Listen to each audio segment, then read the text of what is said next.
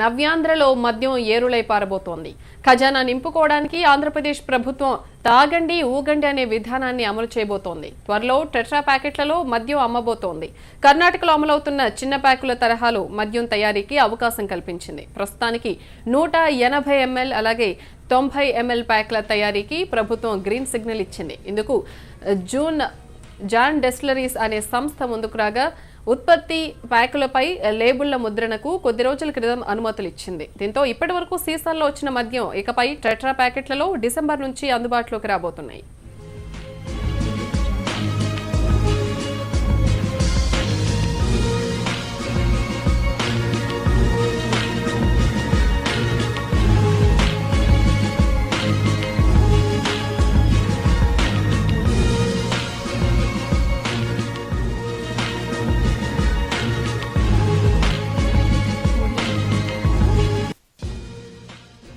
నిన్న మొన్నటి వరకు టెట్రా ప్యాకుల్లో నూనె, పాలు, కొబ్బరి నీళ్లు రావడం చూసిన మనం ఇక నుంచి మద్యాన్ని కూడా టెట్రా ప్యాకెట్లలో చూడొచ్చు.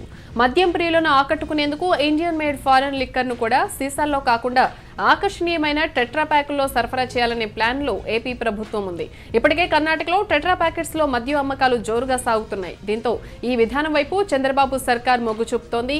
చీప్ లిక్కర్ కల్తీ నేపథ్యంలో టెట్రా ప్యాకెట్లను అందుబాటులోకి తేవాలని నిర్ణయించింది.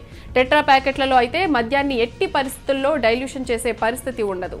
వినియోగదారులు ఈ తరహా మద్యాన్ని కొనుగోలు చేసేందుకు ఎక్కువ ఆసక్తి చూపుతారని ప్రభుత్వం భావిస్తోంది.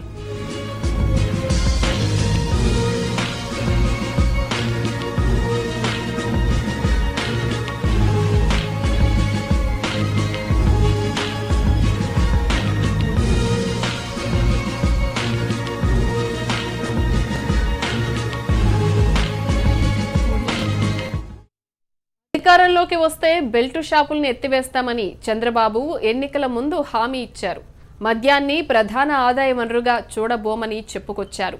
బెల్టు షాపుల రద్దు ఫైల్పై సీఎంగా ప్రమాణ స్వీకారం చేయగానే సంతకం కూడా చేశారు. కానీ అధికారంలోకి వచ్చాక మాత్రం ఇందుకు పూర్తి భిన్నంగా వ్యవహరిస్తున్నారు.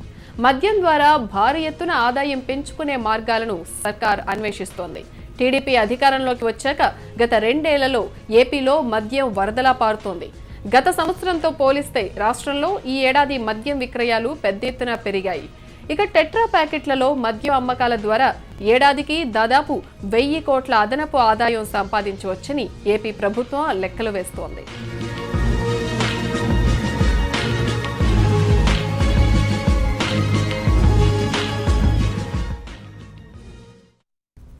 ఇదే అంశం గురించి మనతో మాట్లాడడానికి మల్లాది విష్ణు గారు ఫోన్ లైన్లో సిద్ధంగా ఉన్నారు. నమస్తే అండి. నమస్కారం అండి. అయితే ఏపీ గవర్నమెంట్ తీసుకుంటున్న ఈ టెట్రా ప్యాకెట్ల విధానం మద్యంలో ఈ అంశాన్ని గురించి మీరు ఎలా చూస్తున్నారు? మీ అభిప్రాయం ఏంటి? రాష్ట్ర ప్రభుత్వం ఏర్పడక ముందు ఎన్నికల హామీలో టోటల్ గా బెల్ట్ షాపులు అన్ని కూడా పూర్తిగా ఎత్తేస్తామని చెప్పని ఒక ప్రకటన చేశారు. తొలి సంతకం అన్నారు, 5 సంతకాలు, ఒక సంతకం. అలాగే ఇప్పుడు ఏమైందంటే దీన్ని సరళతరం చేసేసారు. ఫ్యాన్సీ షాపుల్లోనూ, మాల్స్ లోనూ, లేకపోతే పాల విక్రయ కేంద్రాల్లోనూ ఇట్లా రకరకాలుగా ఒక జీవో ఇష్యూ చేసి టెట్రా ప్యాకుల ద్వారా మద్యాన్ని క్షేత్రస్థాయిలో ఉన్నటువంటి అందరికీ అందుబాటులోకి తీసుకురావాలి. అసలు ఇప్పుడున్నటువంటి పరిస్థితుల్లోనే నేషనల్ హైవేస్ కి పక్కన ఉన్నటువంటి షాపులు తీయాలని సుప్రీంకోర్టు జడ్జిమెంట్ ఇచ్చింది. ఇప్పుడు ఉన్నటువంటి పరిస్థితుల్లో టైమింగ్స్ మెయింటైన్ చేయాలని ఎన్నికల్లో చెప్పినటువంటి హామీలకి భిన్నంగా ఈ రోజు రాష్ట్ర ప్రభుత్వం పనిచేస్తోంది. ఇది సరైనటువంటి విధానం కాదు అనేది కాంగ్రెస్ పార్టీకి నేను చెప్పగలను.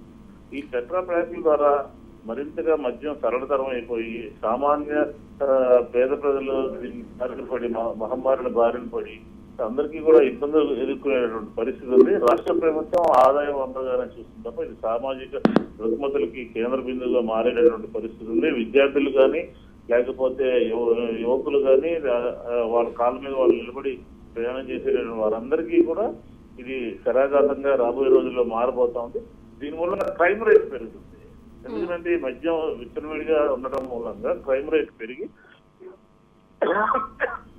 నేరాలు ఎక్కువ జరగడానికి కూడా ఆస్కారం ఉంది. కాబట్టి ఇది ఈ ఇష్యూ చేసినటువంటి జీవోని ప్రభుత్వము ఉపసంహరించుకోవాల్సినటువంటి అవసరం ఉన్నది అని చెప్పి కాంగ్రెస్ పార్టీ డిమాండ్ చేస్తాం. మల్లాది విష్ణు గారు, ఒక చిన్న క్వశ్చన్ అండి. జనరల్గా ఈ కల్తీ మద్యం తాగి ఎంతో మంది ప్రాణాలు కోల్పోతున్నారు, చూపు కోల్పోతున్నారు. ఈ విషయాలు మనం చూస్తున్నాం. మద్యం బెల్ట్ షాపులు ఎత్తేయడం వల్ల కావచ్చు, ఈ షాపుల్ని తీసేయడం వల్ల ఎంతవరకు మద్యం అమ్మకాలు తగ్గుతాయని అనుకుంటున్నారు? కల్తీ మద్యం పెరిగే అవకాశాలు కూడా ఉన్నాయి కదా. అండ్ ప్రభుత్వం తీసుకుంటున్న ఈ చర్య వల్ల కల్తీ మద్యం తగ్గే అవకాశాలు మీకు కనిపించట్లేదా? అంటే ఇప్పుడు కల్తీ మద్యం అనేది ఒక రకంగా అధికారుల యొక్క ఉదాసీన వైఖరి మూలంగా ప్రభుత్వం దాని మీద సీరియస్ గా తీసుకోకపోవడం మూలంగా అలాంటివన్నీ ఉత్పన్నమవుతాయి. ఈ రోజు పెట్రోల్ ట్రాక్ల ద్వారా సరళతరం చేయడం మూలంగా పిల్లల యొక్క భవిష్యత్తు నాశనం అయ్యే పరిస్థితి ఉంది. కల్తీ మద్యానికి సంబంధించి అంశాలు, ఆ కోణాలు, ఆ వ్యవహారాలు వేరు. ఇట్లా సరళతరం చేసేసి అందరికీ అందుబాటులోకి తీసుకురావడం అనేది ఇది ఒక ప్రధానమైనటువంటి భూమిక అన్నమాట. కాబట్టి దీన్ని ఖచ్చితంగా ఆపాల్సినటువంటి అవసరం ఉంది. కల్తీ మద్యం అనేది ఇతర రాష్ట్రాల నుంచి వస్తుంది, లేకపోతే గ్రామీణ ప్రాంతాల్లో వస్తుంది. ఎక్సైజ్ డిపార్ట్మెంట్ కి తెలియకుండా అది జరిగేటటువంటి పరిస్థితి అయితే లేదు. దాని మీద కఠినంగా వ్యవహరించడం మూలంగా నివారించవచ్చు. ప్రభుత్వంలో ఉన్నటువంటి పెద్దలు దీన్ని ఎప్పటికప్పుడు సమీక్షించుకుంటూ ఈ కల్తీ మద్యం రాకుండాను, లేకపోతే ఇతర రాష్ట్రాల నుంచి నకిలీ మద్యాలు రాకుండాను చర్యలు చేపట్టాల్సినటువంటి అవసరం ఉంది. ఇది ప్రభుత్వం మరి ఎందుకునో ప్రజల యొక్క అభిప్రాయానికి అనుగుణంగా ఎన్నికల మేనిఫెస్టోకి వ్యతిరేకంగా ఈ రకమైనటువంటి కార్యక్రమాలు చేస్తా ఉంది. ఇది సరైనటువంటి కాదు. దీన్ని ఉపసంహరించుకోవాలి. ఈ జీవోను కూడా ఉపసంహరించుకోవాల్సినటువంటి అవసరం ఉన్నది అని చెప్పని. ఎందుకంటే ఇప్పుడు చూడండి, 90 ml, 180 ml, ఇలా మిల్లీలీటర్లు, ఇలా చిన్న చిన్న ప్యాకెట్లు, అంటే పాల ప్యాకెట్ల టైప్ లో ఈ రాష్ట్రంలో మద్యం రాబోయే రోజుల్లో అందుబాటులోకి రావడం అనేది సామాన్యుల జీవితాల మీద దీని ప్రభావం చాలా ఉంటుంది. కల్తీ మద్యం ఇది నివారిస్తుంది, కల్తీ మద్యానికి ఇది రాకుండా చేయగలుగుతుంది అని చెప్పినటువంటి అంశం కూడా సరైనటువంటి కాదు. మద్యం ఎట్లాగైనా కల్తీ మద్యం అనేది ఎట్లా ఉండదు. ఇది అధికారుల యొక్క అలసత్వం మూలంగా కింద స్థాయిలో తయారు చేస్తారు, దాన్ని వినియోగించడం జరుగుతుంది. కాబట్టి ఇదే ప్రభుత్వమే ఈ పెట్రోల్ ప్యాకెట్ల ద్వారా చిన్న చిన్న పాల ప్యాకెట్ల లాగా చేసేటటువంటి విధానం అనేది సరైనటువంటి. ఎందుకంటే భారతదేశంలో కొన్ని రాష్ట్రాలు, ఈ రోజు బీహార్ లో సంపూర్ణ మద్య నిషేధం పెట్టారు. ఇలాగ కొంతమంది కొన్ని ఏళ్ళ టైమింగ్స్ పెట్టారు అనమాట. అందుబాటులో దొరకకుండా దానికి కొన్ని కండిషన్స్ పెట్టారు. మైనర్లకి, చిన్నపిల్లలకి అందుబాటులో లేకుండా చట్టాన్ని సులభతరం చేయాల్సినటువంటి అవసరం ఉంది. అందుబాటులో ఉన్నప్పటికీ కూడా అందరికీ అందుబాటులో లేకుండా చేయాల్సినటువంటి బాధ్యత కూడా ప్రభుత్వం మీద. ఆ బాధ్యత నుంచి ఎన్నికల మేనిఫెస్టోలో పెట్టినటువంటి దానికి భిన్నంగా ఈ రోజు రాష్ట్ర ప్రభుత్వం పనిచేస్తాం. రైట్ విష్ణు గారు, అయితే ఈ విషయాన్ని మీరు ఏ విధంగా సీరియస్ గా తీసుకోబోతున్నారు, ఏ విధంగా ముందుకెళ్ళబోతున్నారు? అంటే ఇప్పుడు ఆంధ్ర రాష్ట్రంలో ఎన్నికల మేనిఫెస్టోలో ఇచ్చినటువంటి అంశాలను అమలు చేయట్లేదని ఇప్పటికే కాంగ్రెస్ పార్టీ ఉద్యమం చేస్తా ఉంది.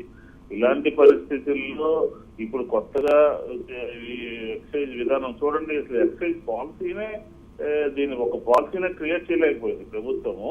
ఈ 2.5 సంవత్సరాలు అయినప్పటికీ కూడా లైసెన్స్ విధానము ఈ 3 నెలలకు ఒకసారి, 4 రోజులకు ఒకసారి ఇలా పెట్టడం మూలంగా అది కూడా కాకుండా సంవత్సరానికి సరిపడా ఒక పాలసీనే క్రియేట్ చేయలేకపోయింది. ఎందుకంటే దాని మీద ప్రభుత్వం అలా వచ్చేటటువంటి ఆదాయం పోతుందనో, లేకపోతే సరళతరం చేయాలనో ఇలాంటి ఉద్దేశాలు, లేకపోతే ప్రొడక్షన్ పెంచాలనో, కొత్త లైసెన్స్లు ఇవ్వాలనో ఇలాంటి ఆలోచనలన్నీ పెట్టుకుని చేయడం మూలంగా ఇది సరిగా లేదనేది మా అభిప్రాయం. కాబట్టి ఖచ్చితంగా దీని మీద కాంగ్రెస్ పార్టీ రాబోయే రోజుల్లో కాంగ్రెస్ పార్టీ సంబంధించినటువంటి మహిళలందరూ కూడా దీని మీద పెద్ద ఎత్తున ఉద్యమం చేయడానికి సిద్ధంగా ఉంటారు.